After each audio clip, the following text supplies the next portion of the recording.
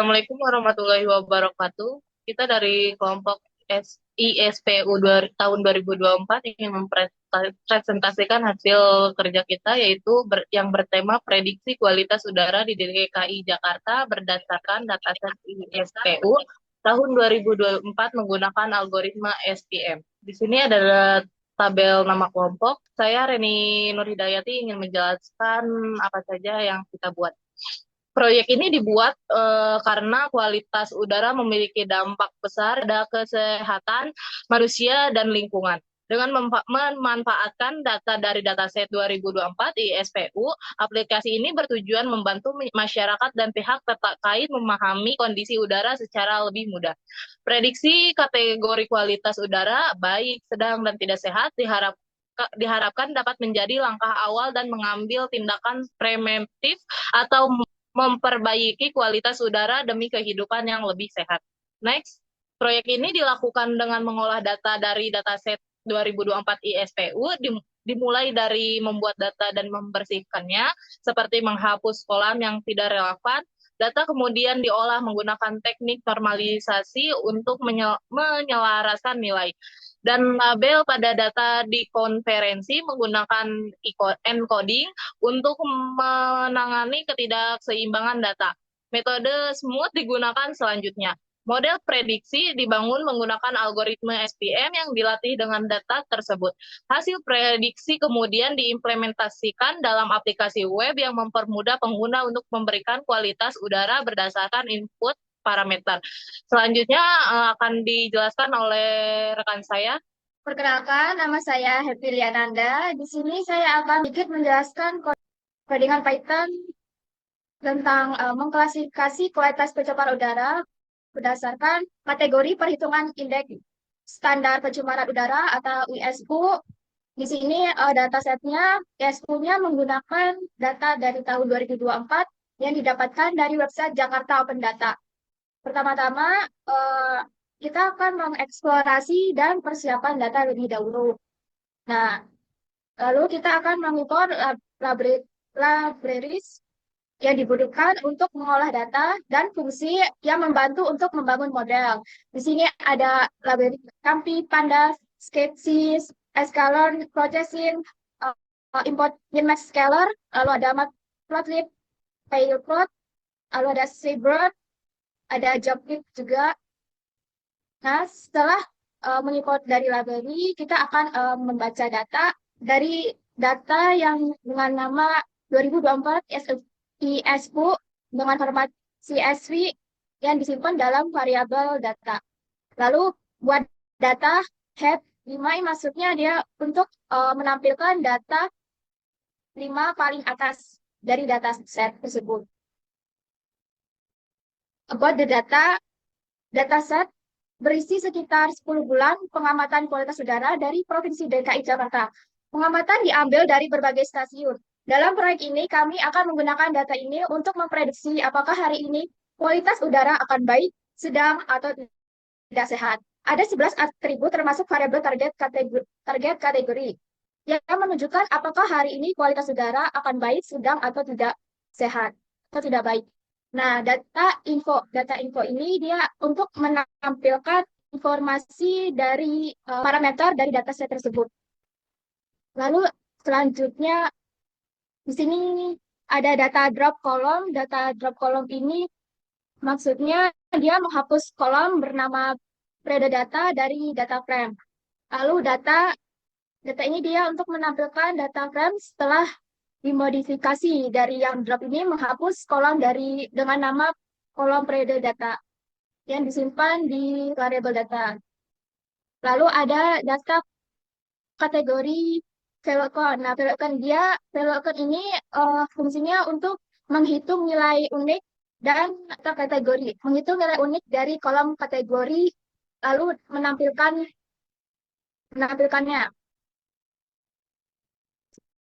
Ya, selanjutnya ada data cleaning. Data cleaning ini adalah menghapus kolom yang tidak diperlukan. Bisa dilihat seperti bulan, tanggal, stasiun, max, dan parameter pencemar kritis. Kita hilangkan atau kita hapus, sehingga hanya beberapa ada kategori aja atau kolom yang bisa dilihat.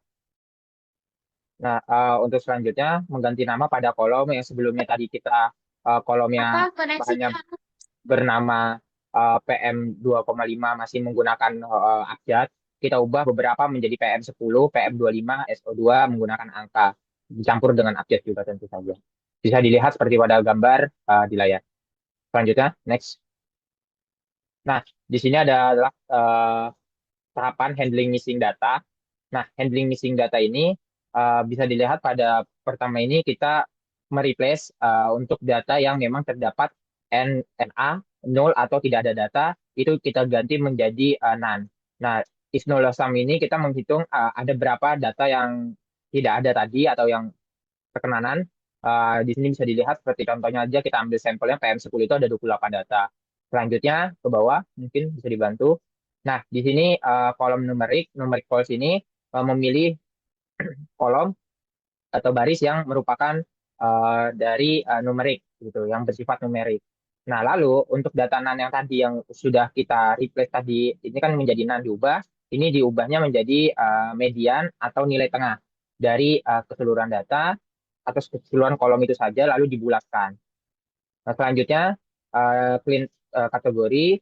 Nah, kita membersihkan apa namanya data yang kosong pada kategori kolom kategori. Jadi jika terdapat kategori yang memang tidak ada datanya ataupun none ataupun nol itu kita akan hapus barisnya langsung semuanya.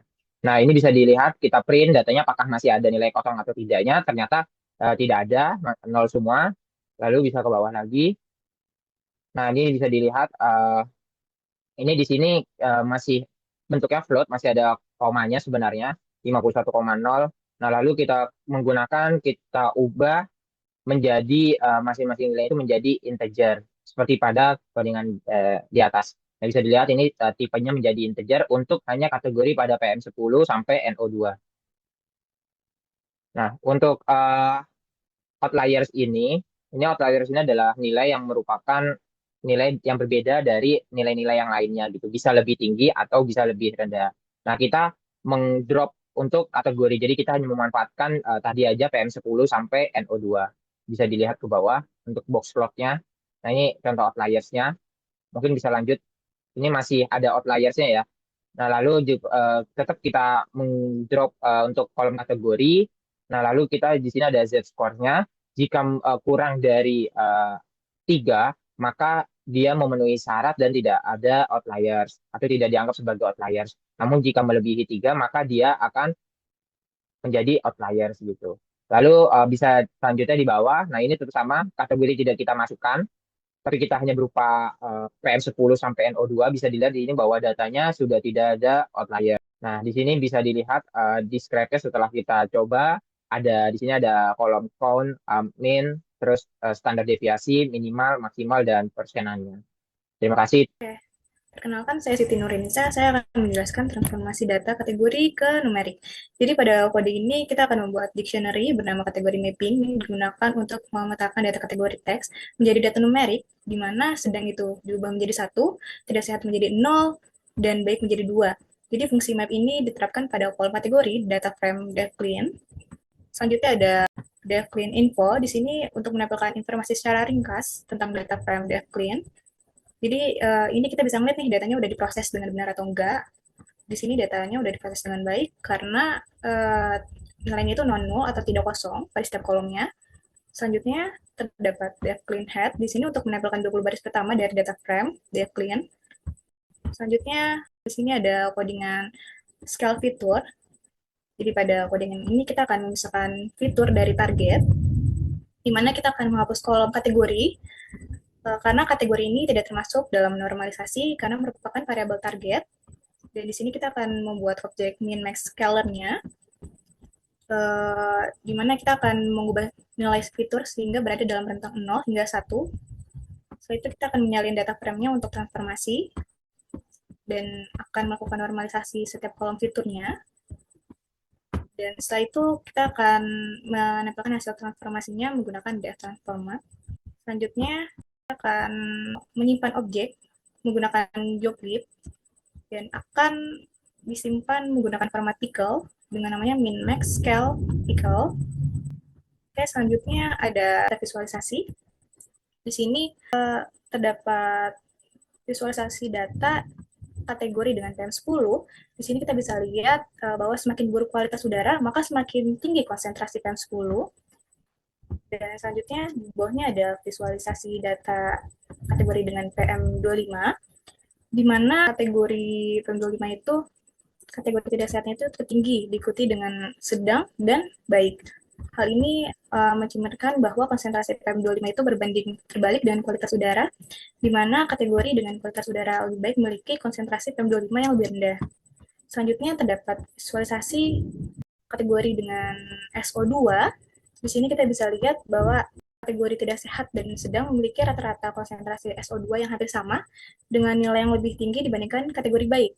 Jadi kategori baik ini memiliki konsentrasi SO2 terendah, mencerminkan bahwa kualitas udara yang lebih baik ini berperan penting dalam penentuan kualitas udara ini. Selanjutnya ada kategori dengan CO. Di sini kita bisa lihat bahwa kategori tidak sehat memiliki rata-rata konsentrasi CO tertinggi, diikuti oleh kategori sedang, dan yang terendah adalah kategori baik. Jadi ini menunjukkan konsentrasi CO itu menurun seiring dengan peningkatan kualitas udara. Selanjutnya ada visualisasi data kategori dengan O3. Di sini kategorinya itu tidak sehat, memiliki rata-rata konsentrasi O3 tinggi, diikuti oleh kategori sedang, dan baiknya itu rata-rata konsentrasi O3-nya terendah. Jadi pola ini menunjukkan bahwa konsentrasi O3 ini cenderung menurun seiring dengan meningkatnya kualitas udara. Nah, selanjutnya Nilai NO2, di mana jika kita lihat semakin tinggi NO2, maka semakin rendah kualitas udara. Bahwa terjadi ketidakseimbangan data, di mana kategori sedang ini memiliki jumlah data terbanyak dengan melebihi 1000, diikuti dengan kategori tidak sehat dan baik dengan jumlah datanya sekitar di bawah 200. Bagi ketidakseimbangan ini kita menggunakan SMOD yang akan dijelaskan oleh rekan kami yaitu Huda. Sebelumnya perkenalkan terlebih dahulu, nama saya Huda dengan NIM 41522010015. Di sini kita akan melakukan pemodelan berdasarkan dari data yang tadi udah kita lakukan pre-processing maupun sebagainya. Kita akan menggunakan algoritma support vector classifier dengan dari SVM. Di sini kita cek terlebih dahulu dataset yang udah kita lakukan pengolahan. Kemudian dari dataset ini kita pisahkan menjadi dua, yaitu ada untuk variabel fitur dan variabel target. Di sini variabel fitur kita inisialisasikan sebagai X, sedangkan target kita inisialisasikan sebagai Y. Kita coba print. Di sini X-nya sudah benar karena tidak ada variabel kategorinya. Dan di sini untuk variabel targetnya sendiri bisa kita lihat berupa kategori. Kemudian di sini kita melakukan smooth seperti yang sudah dijelaskan oleh rekan saya sebelumnya, bahwa target yang mau kita olah itu dia tidak seimbang. Maka kita melakukan smooth. Setelah kita melakukan smooth, kita lakukan splitting terhadap datanya menjadi dua, yaitu trend dan test. Untuk trend dan testnya sendiri, kita membaginya menjadi 20% dan 80%, yang artinya 20% untuk data test dan 80% lagi untuk data yang di training. Kemudian selanjutnya kita melakukan pemodelannya menggunakan SVC. Di sini kernelnya RBF dan random state-nya 0. Setelah kita melakukan pemodelan, kita coba melakukan prediksi dengan tes yang sudah kita simpan tadi berupa 20%. Dan dapat kita cek klasifikasi reportnya, classification reportnya. Bisa kita lihat akurasinya 95%, yang menandakan bahwa model yang kita bikin itu mempunyai akurasi yang cukup tinggi dan bisa kita gunakan sebagai pemprediksi untuk ISPU. Kemudian model yang udah kita buat, kita simpan dalam bentuk pickle. Di sini saya beri namanya SVC ISPU pickle. Fungsi kita menyimpan model-model tadi, model dan scalar, karena kita akan bikin sederhana. Jadi kita memerlukan untuk backend-nya. Sini backend-nya menggunakan Python, yang nanti akan diintegrasikan dengan Java.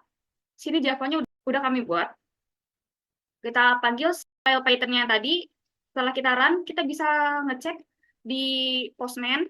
Boleh di Postman. Sebelumnya saya cek juga. Dari 6 parameter, bisa kita lihat prediksi untuk targetnya berupa baik. Kemudian Sini kita akan coba menceknya juga di lewat website sederhana yang udah kita bikin. Nah, misal kita ingin mengecek dengan kategori yang tidak sehat. Kita coba masukkan parameter-parameternya 67, 102, 13, 34, 26, dan 58. Dari dataset asli, kita bisa lihat hasil targetnya atau kategori yang dihasilkan adalah tidak sehat. Kita coba cek terhadap model yang udah kita bikin, dan hasilnya tidak sehat. Yang menandakan bahwa model yang kita bikin lumayan tepat dan bisa digunakan sebagai prediksi ke depannya. Sekian dari kelompok kami. Jika ada kesalahan, mungkin bisa tolong dibantu perbaiki. Assalamualaikum warahmatullahi wabarakatuh.